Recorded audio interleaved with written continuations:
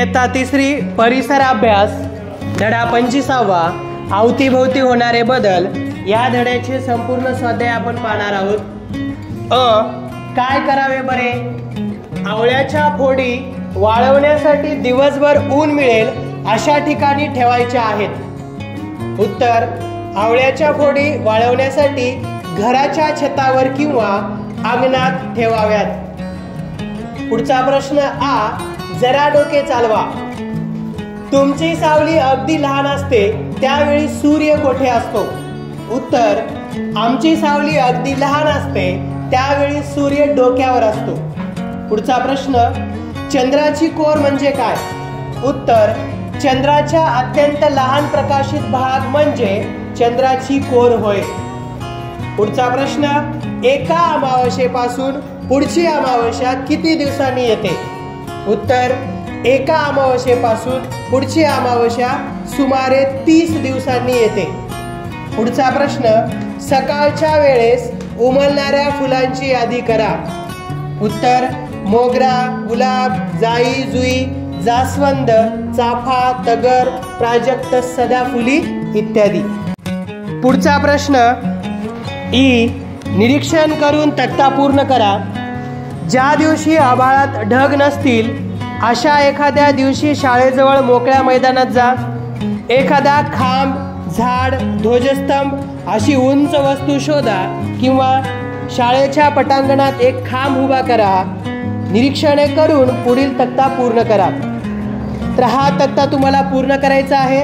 दिनांक लिहायचा आहे येथे, वेळ 8:30 वाजता, 10:30 वाजता, 12 वाजता, 1:30 वाजता आणि 3:30 वाजता। सावलीची लांबी आणि सावलीची दिशा तुम्हाला नोंद करायची आहे। या निरीक्षणातून तुम्हाला काय उलगडले ते तक्त्याखाली लिहून ठेवा। हा प्रश्न ई, गाळलेले शब्द भरा। 1, वटवाघूळ टिंबटिंब प्राणी आहे, निशाचर। 2, पोट भरले की गाई म्हशी निवांत ठिकाणी बसून टिंबटिंब करू लागतात, रवंथ। 3, रात्र संपत आल्याची चाहूल टिंबटिंब लागते, पक्ष्यांना। 4, सूर्य उगवला की ऊन टिंबटिंब असते, कोवळे। पुढचा प्रश्न ऊ, खालील प्रश्नांची उत्तरे द्या। 1, सावल्या लांब कधी पडतात? उत्तर, सूर्योदयाच्या वेळी व सूर्यास्ताच्या वेळी सावल्या लांब पडतात। 2, आकाशात सूर्य डोक्यावर आला की सावल्या कशा होतात? उत्तर, आकाशात सूर्य डोक्यावर आल्या की सावल्या लहान आखूड होतात। 3, अमावास्येच्या नंतर किती दिवस चंद्राचा आकार मोठा होत जातो? उत्तर, अमावास्येनंतर सुमारे 15 दिवस चंद्राचा आकार मोठा होत जातो। 4, मधमाशा फुलांपाशी कशासाठी येतात? उत्तर, मधमाशा फुलांपाशी मध गोळा करण्यासाठी येतात।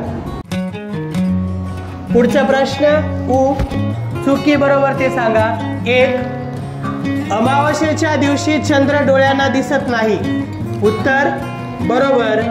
2, काही सजीव सूर्य मावळल्यावर अन्न शोधायला बाहेर पडतात। उत्तर, बरोबर। 3, चंद्र त्रिकोणी दिसतो त्या दिवसाला पौर्णिमा म्हणतात। उत्तर, चूक।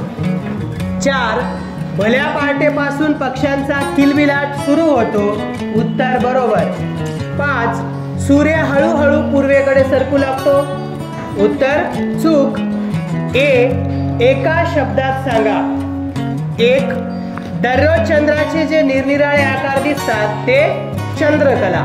2, जे प्राणी दिवसा विश्रांती घेतात आणि अन्न शोधण्यासाठी रात्री बाहेर पडतात ते प्राणी निशाचर।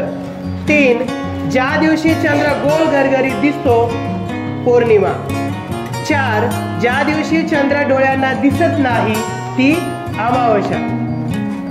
तर अशा पद्धतीने या धड्याचे संपूर्ण स्वाध्याय सुंदर अक्षरात लिहून काढा आणि वाचन करा।